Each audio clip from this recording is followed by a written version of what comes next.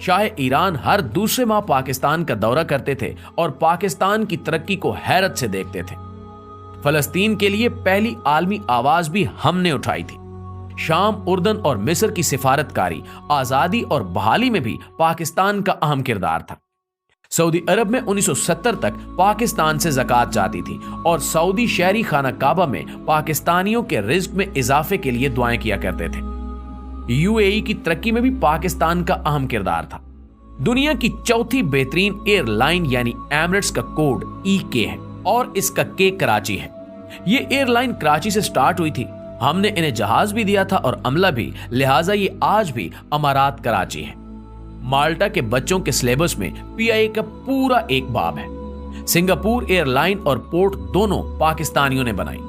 Indonesia और Malaysia की अशराफिया के बच्चे पाकिस्तान में पढ़ते थे। मलेशिया का आईन तक पाकिस्तानी वकला ने लिखा था।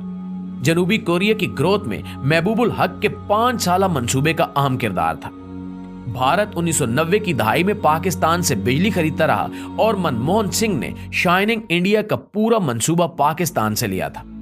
दुनिया की 3 बड़ी इंजीनियरिंग फॉरम्स ने 1960 की दहाई में कंसोर्शियम बनाकर मंगला डैम की बिड की थी और हार्वर्ड यूनिवर्सिटी की इंजीनियरिंग क्लास के तालिबे इल्म जहाज भरकर मुताले और मुशाहिदे के लिए मंगला आते थे और इस मंसूबे को हैरत से देखते थे। मुस्लिम दुनिया के 27 मुल्कों के फौजी अफसर पाकिस्तानी अकेडमियों में ट्रेंड हुए और बाद अज़ां अपने अपने मुल्कों में आर्मी चीफ बने। यूएई की फरमर आवाज जैद बिन सुल्तान अल नहान 1970 की दहाई तक पाकिस्तान के दौरे पर आते थे तो इनका इस्तकबाल कमिश्नर रावलपिंडी करता था।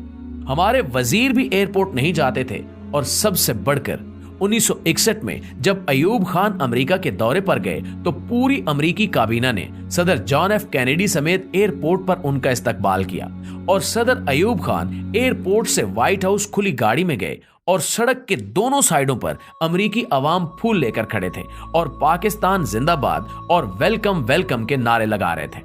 नाज़रीन ग्रामी, पाकिस्तान ने एक दौर ऐसा भी देखा है जब दुनिया हैरत से इसकी तरफ देखती थी और ये जर्मनी और जापान जैसे मुल्कों को कर्जे और इमदाद देता था। लेकिन फिर इस मुल्क पर एक ऐसा दौर आया जिसमें हम $1 अरब के लिए दुनिया के दरवाजे पर भिखारी बनकर बैठे हैं और दुनिया हमें गरूर और नफरत से देख रही है।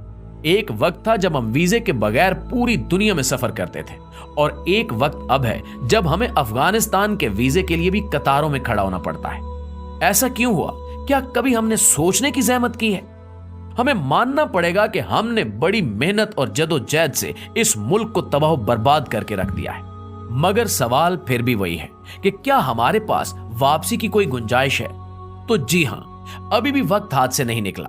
हम ताहाल एक कौम है और हमारा जोग्राफिया भी बहाल है।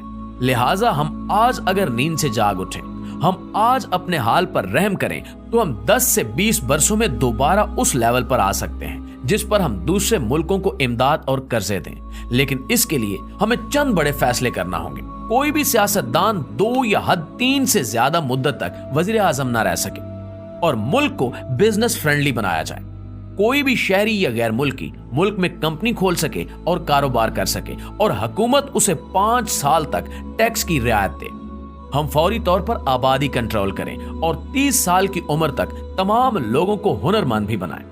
मुल्क में कोई शख्स बेहुनर और बेरोजगार ना हो। और आखिरी मशवरा, मुल्क के तमाम स्टेक होल्डर्स एक ही बार बैठकर अगले 20 साल का कौमी मंसूबा तैयार कर लें और फिर कोई शख्स उसे छेड़ने की जसारत ना करे और जो करे उसे करार वाकई सजा दी जाए।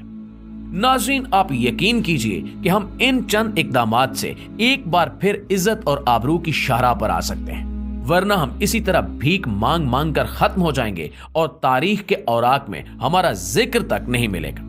आखिर में दुआ है कि अल्लाह ताला इस कौम पर, अल्लाह ताला इस वतन पर अपना रहम करम नाजिल फरमाए। आमीन सुमा